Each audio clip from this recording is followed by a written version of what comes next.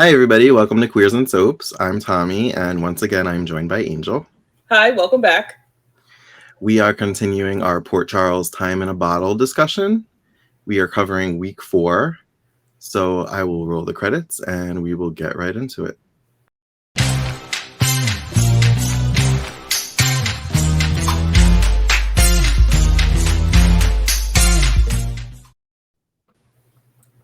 All right. So we open up. Quick thing, you misspelled Charles. Did I? Yes, you did. In the credits? In the credits, yeah. I didn't notice it until just now. Figures. All right, I'll fix it. Damn it.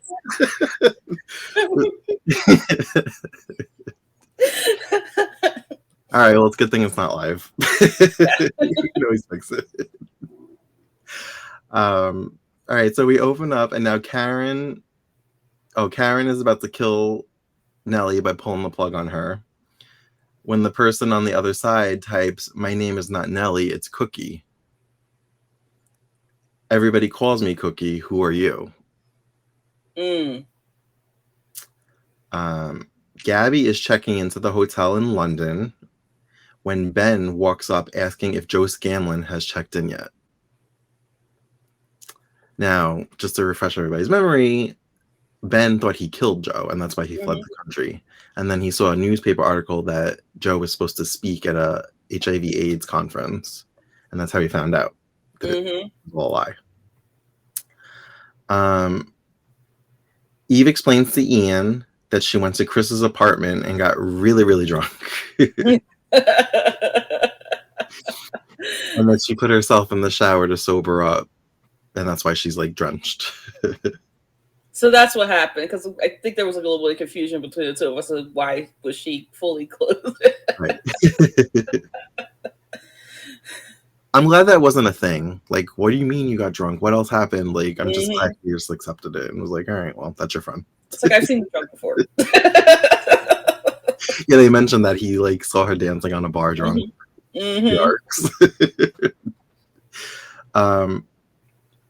They start to get hot and heavy in bed when there's a knock at the door. Eve is worried that it could be INS following Ian. So he hides in the bathroom, and it's just a package delivery from Maya from the island that they were on. I don't know about you, because you've seen this and you probably remember more than I do, but I was a little bit nervous about the package. I'm like, oh, me too. I was like, is this like gonna explode? Like, what is this?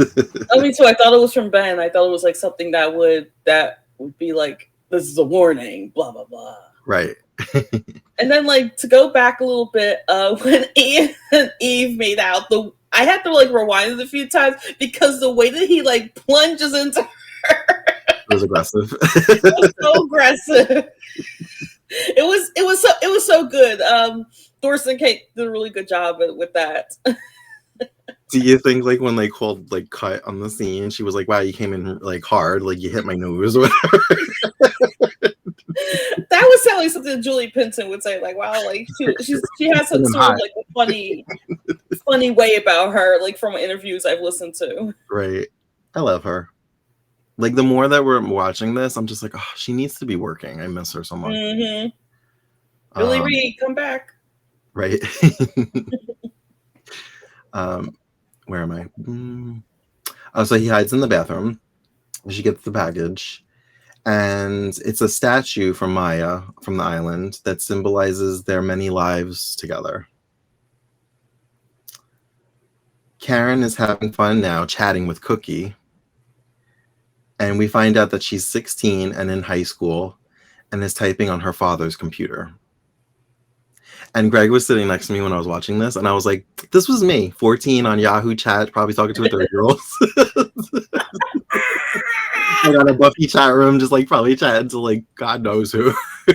Oh my gosh. What was the chat that I think it was Yahoo. It might have been Yahoo chat, or it might have been AIM or something. We were too poor for AOL. We only had AOL when we would get those free CDs in the mail. So I was always on Yahoo in the Yahoo chat room. The things that we did back then. I had a lot of friends in Canada back then. I don't know who they were. Remember ASL? ASL. Gabby screams that Ben is a murderer when she realizes that he's at the hotel. Mm-hmm. And she lies and says Joe is dead and that this was booked before Ben killed him. She seems to think that she convinced him. He didn't seem... No. She's like, I did great. I did a good job. We hear Cookie's father catch her using his machine, as he refers to it. So at one point, I don't know if it was this scene or if it was a later scene where we see him yelling. He says she spent too much time on it. I'm like, well, we kind of know it's in the past. Like, it's too much time. There wasn't internet. Yeah. It's not like she's been logging screen time like we do now on our phones. Was she on it for like an hour a day? Like, Eve is getting ready to go out to work when she leaves. Her statue falls over and it splits in half. Gabby feels... She leaves it at the edge of the table, so I kind of saw that coming. Well, just from the music and like the wind, you kind of know something. But it's supposed to symbolize danger, I guess. Or Celeste when you need her. Danger, darling.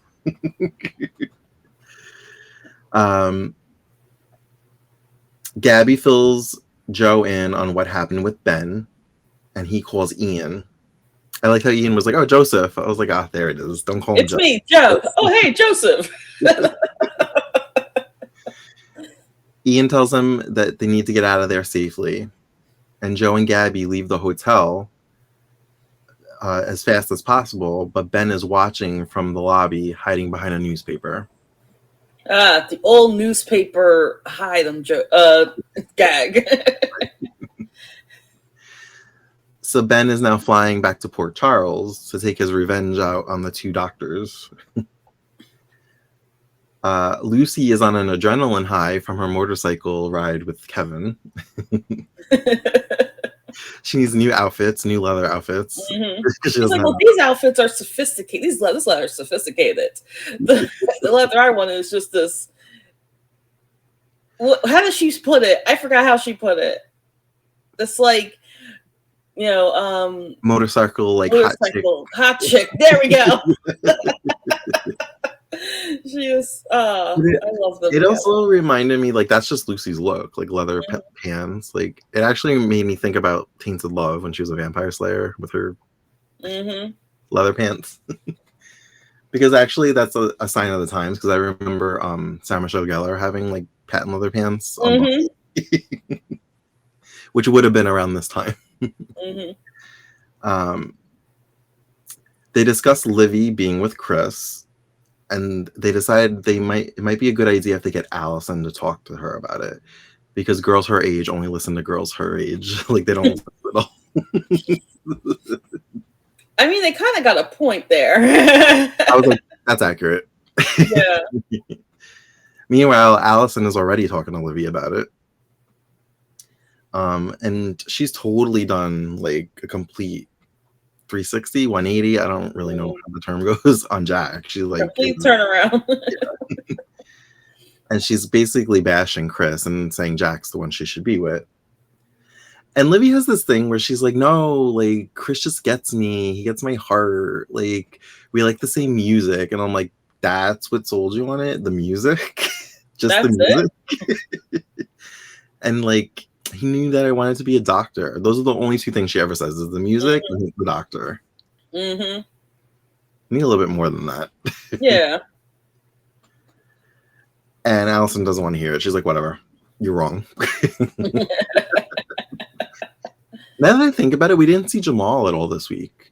No, we didn't. He was mentioned, but he wasn't seen. Maybe he had vacation time.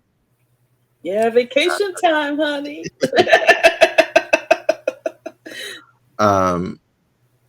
Chris calls Kim, who is Livy's grandmother's caretaker, to snoop through Livy's room and find her diary for him so he can get more info and like woo her a little bit more. He and Eve discuss being friends and what didn't happen between them, and to keep what didn't happen between them. Mm-hmm. She tells him deep down he's a good guy, and he suspects she's trying to sway him away from Livy. So everybody in town does not want them together. Yeah, it's like you're seeing things from the outside perspective, which is what I really like about this whole story. You see things from the outside perspective, like people are saying, like, "Hey, you two aren't good together. It's obvious that you're better with this person." Whereas you're seeing things from the inside perspective, and it's like, okay, here's Livy, who is 18, I think, naive, not really getting relationships right now. In contrast to me, who's older, and then there's Chris right here, who is like, okay, I need to get this person. Obviously, I'm probably the same age as me. I mean, Chris is probably the same age as me, Right. and which I'm not sure if they really. I think they are in their 30s, but anyway. Well, they're doctors, so they they're could, doctors, and they've been doctors for a couple of years, so they have to be at least 30, at least. Yeah. So, and I'm like, let me just do what I do to get this relationship to work, and yeah, and Chris has a reputation. These people know they do, yeah. And not for nothing, being in your 30s, why are you so intent on pursuing this 18-year-old? Find somebody your own, part, or at least in their mid-20s. Like, yeah, at least have them be legal to drink. Like an 18, yeah, because like actually 18. Because if you look at the timeline, and Karen is like proof of that. Because Karen is like the longest serving character, right? Like, no, well, out of those interns, Okay.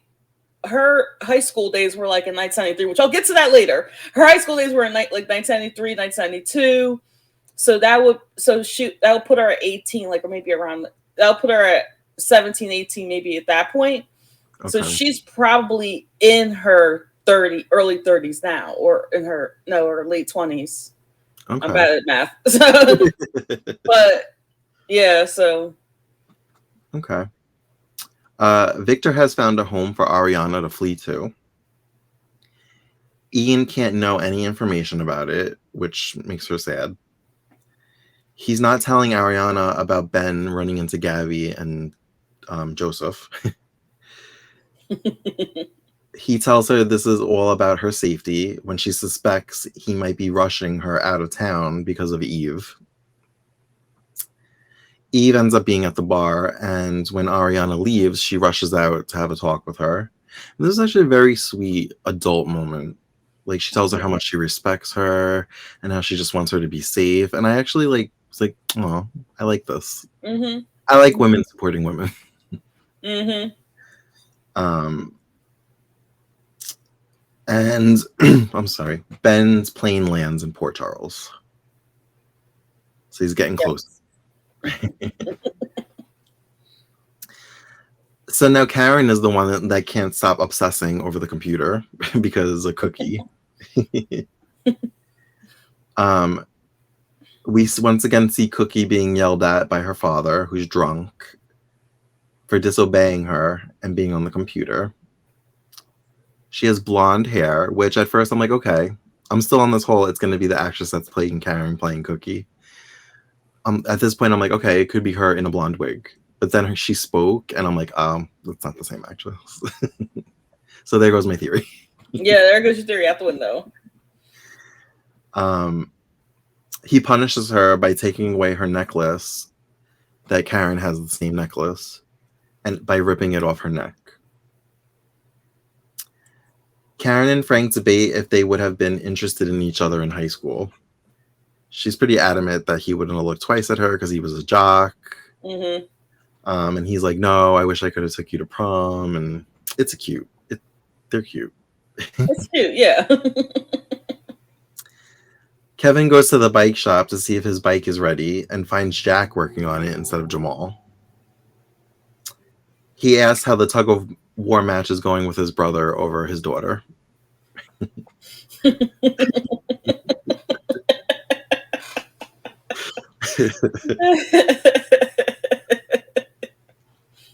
They talk more, and Jack kind of shows his true side, and Kevin seems to be coming around to Jack also. Like one by one, everybody's like on Jack's side. I mean, Lucy didn't know who Jack was, so she was always like, "That's my friend from prison."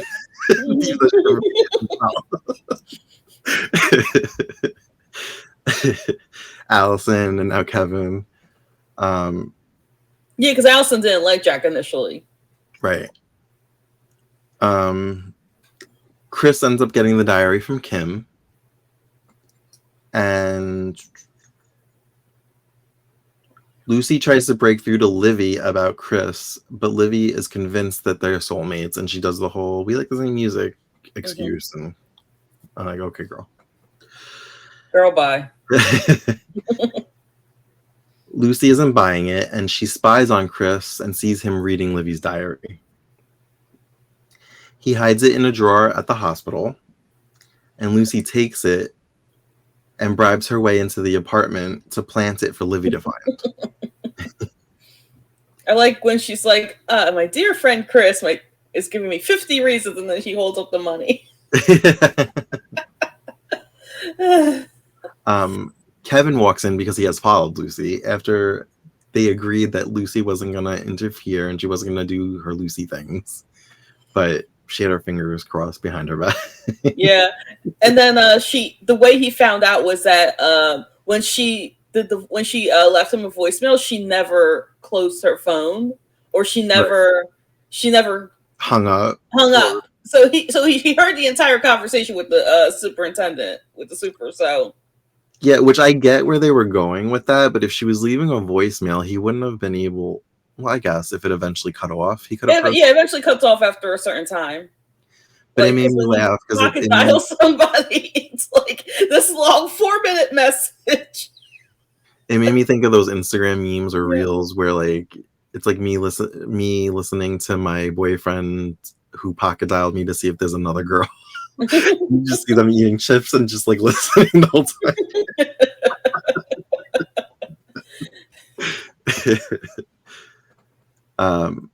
So Lucy quickly explains what's going on with the diary, and he tries to get them out of there, but Livy and Chris arrive and are about to enter the apartment. Creepy Ben is now lurking around General Hospital, looking for Ian and Eve. Ariana wants to go to the hospital and thank everyone that helps her in person, and Ian tells her that she can't do that. She'll be leaving in the middle of the night with Victor to make it look like she left Ian. She wants to take the scrapbook of photos, but Ian says that she can't have any evidence of her past life with him where she's going. Not even one photo. I don't know if it was this episode, but at some point, she's just obsessed with this photo album. She has flashbacks to them taking all the photos. Yeah. And I got a little giggle out of the reminder that Ian calls selfies snappies. Because selfies were not a word yet. Selfies not a word yet. Nope.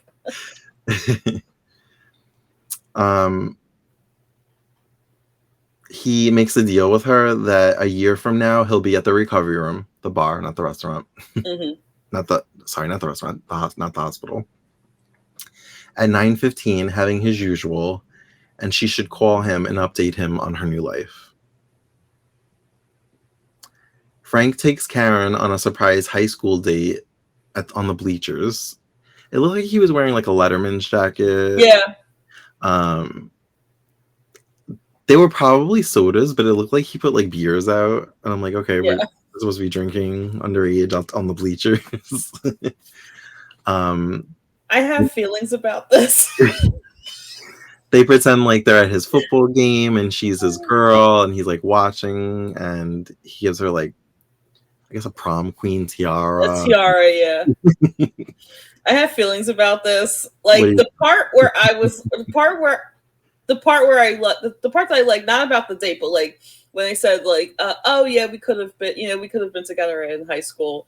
That's the part I like, because like, full disclosure, when my past boyfriend, we joked about that too. It was like something really cute. I think it went a little far when he actually took her to the bleachers and did all that as a date. I think that went a little too far. I was like, okay, I get it. It was cute. You didn't have to like You went too cross far. that I peaked at high school line.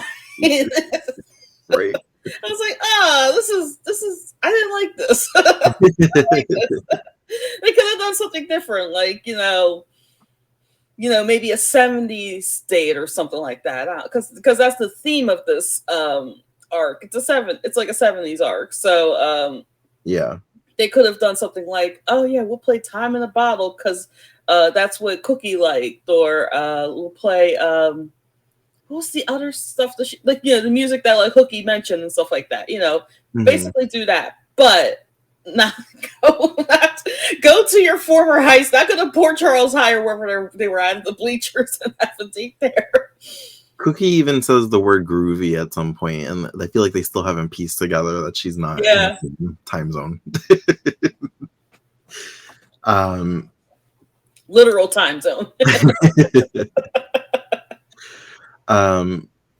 Ben finds out that Eve is in the on-call room by calling the nurse's station and lurks in a closet or changing room or bathroom as Gabby and Eve talk.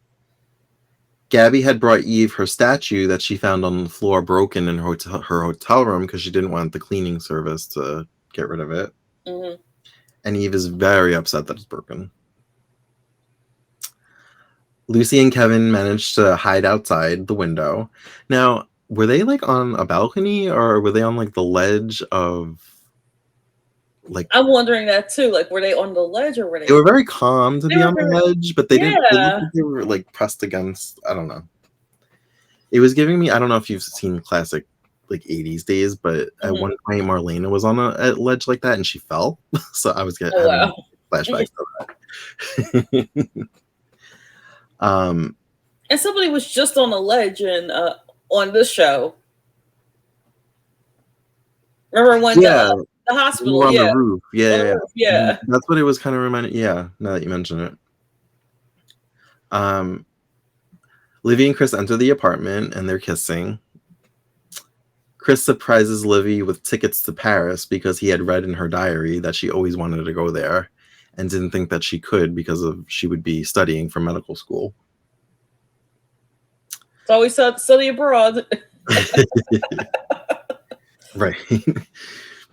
They take their kissing to the bedroom, and Lucy and Kevin sneak back inside. Kevin lights a matchbook and blows it out to put smoke near the smoke detector. He could have told Lucy he was going to do this. Like, he didn't really give her enough time to think. He's like, all right, do it. Like, you guys got to get out of there. Lucy ends up leaving the diary in an open desk drawer. Livy and Chris come out to the living room to see what could have set off the detector, as Lucy and Kevin listen from outside the front door. Chris asks Livy to grab some batteries from the desk drawer, and Livy finds her diary. Nope. I was like, ooh, things are getting good. Yes, they're getting good. Frank and Karen get a message from Cookie that she needs to talk to them. She's in big trouble. She tells them her best friend died recently and her father is a drunk. She has nobody to talk to, and Karen suggests a teacher, a mother, or a school counselor. And she said that if her father ever found out that she talked to somebody, it could be bad. Ben is...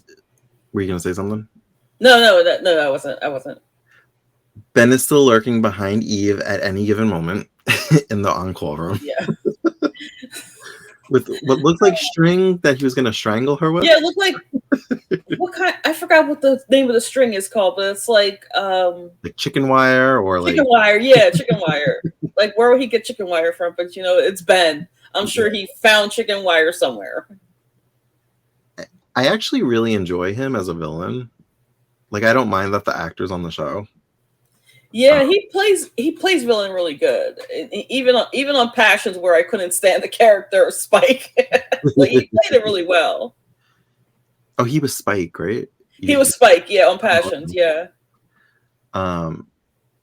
He keeps getting thwarted by people coming into the on-call room. Dang. Ariana once again wants to take just one picture from the scrapbook, and Ian says no. Like, he said no. Stop. Like, Ariana, come on. Like, I don't think you understand Right. that you can't, that your past life is not going to, that your past life is not going to be a thing. It's going to be a thing anymore. Do you think if she knew Ben was, like, kind of in the picture, that she would be more receptive to this? That's probably if Ian had told her, like, hey, look, we found out Ben is here, or isn't, knows, we're gonna, we need to do this. Yeah. Livy confronts Chris about having her diary and how everything has been a lie. He literally has like post-its like in certain pages, and she's like, what the fuck? And I loved these scenes because I felt like Livy was smart. She put everything together. She was done with him. I don't know. It was a great confrontation scene. Mm-hmm. And at first he denies it and tries to act like somebody planted it, even though that is true, but he did steal the diary. Mm-hmm.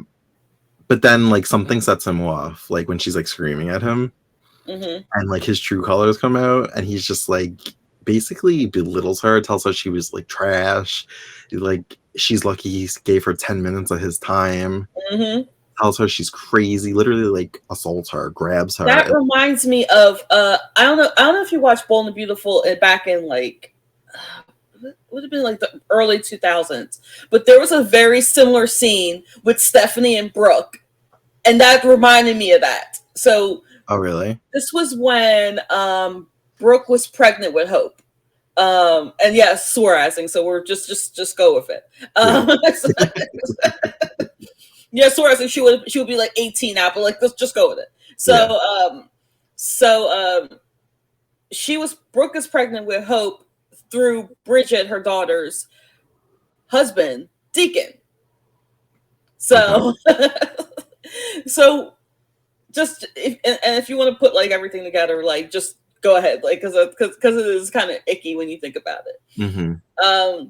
Stephanie like takes Brooke and like takes her to a mirror and is like, you are a slut, like all the stuff like that. Find the clip on YouTube, it's so good. It gives me the same vibe as that, like gives me very much the same vibe as that. And Nolan North and Kelly Monaco did an excellent job with this. Like they killed it. No wonder Kelly Monaco's still acting and Nolan North is a voice actor. Yeah, her acting in that scene is the Kelly Monaco I know. Mm-hmm. Like this is like the Sam McCall that I know. This is the Livy that I know, and I'm like, okay, use her more, GH. Come on, like she can't just be sitting there with Dante. Give her something to do. Like he basically calls her. Chris basically calls her crazy, makes her look at herself in the mirror, says it runs in her family, her grandmother, her mother. Like, he called them fruits, which I felt like was derogatory for mental illness. Mm-hmm. But again, it was 2001, early 2001. But that's the point, though, because Chris is a real asshole. Like he probably would say something worse if given the opportunity. But he basically sinks his own ship because, like, him acting like that, like, she's not like. Do you think belittling her is gonna make her like feel less about herself and like want to just be with you? I don't like. There's no coming back from this. I mean, it is a soap opera. They do come back from like people that are friends should not be friends after the things that they have done to each other. But like, in reality, you can't come back from this. Yeah, and if you really think of it from like Chris's perspective, it's like, okay, I am in control of this situation. I'm trying to be in control of the situation. Let me try and get her back into my good graces by belittling her. So right. like that's abusive. That's like an abusive tactic from what I understand. So and he I think he grabbed her and did that after she ripped up the Paris plane tickets. Mm-hmm. Yeah, that's really what set him off. And she says that it's over between them, and he's like you have a choice, like I'm in control, and I'm like, okay. I got a little nervous because I'm like, how would he control this? Like, he Hmm. can't force her to be with him. I'm like, does he have blackmail on her? I'm like trying to think, and I'm like, I don't think he does. I think he's just being a control freak. The only thing he really like has on her is like that stupid tape with like, oh yeah, or Jack's like, oh yeah, I'm using Livy, but that's nothing now. That's more against Jack than her. It's more against Jack. It's like the reminder nobody wants you. Like he could have used it like this is a reminder that nobody wants you, and then plays the Jack tape. So yeah. And then he also said, you came in and seduced me. Right. And basically is like, you'll be back. And she's like, don't hold your breath. And she storms out. She stormed out really quickly. And I'm like, I didn't care enough to rewind it. But go back, I mean. But she left so quickly. I'm like, did she even take her diary with her? Like, I know she grabbed her jacket. Did Lucy and Kevin leave at this point? Who? Lucy and Kevin. Yeah, they were outside. They left before like the blowout happened. Okay, I did forget about that. Yeah. The minute that they heard that Livy found the diary, Kevin kind of like closed the front door because they were kind of like they had a crack, and then he's like, "Let's get out of here." Yeah. I like them kind of scheming together. That was with him being Lucy-ish, playing into her craziness. Where are we? So Ian and Eve are working the same shift and they want alone time together. And the nurse at the front desk is not like catching a hint at first. They're like, oh, if it's too loud, like you could go take a break. Go check on that patient. Del Vecchio. Yeah. Such a Delco name. We see Cookie's calendar, and it is March of 1973. And I wonder if they picked that year because the dates matched up with 2001's dates as far as like when this aired. What do you mean? Like the calendar, like let's say I think this was like March 30th. The episode March 30th, 73. Like the calendar. I was thinking date. I was thinking the year, not the date. Yeah, that's what confused me. So yeah, it looked like the weeks and the dates kind of aligned similarly with 2001. And the radio's on and the guy announces the new song "Time in a Bottle," so we get to hear the song again. I think we heard this song like 3 times so far in this arc. A lot, and I'm like, I don't remember them doing this with the other song because every arc kind of has a song that goes with the arc.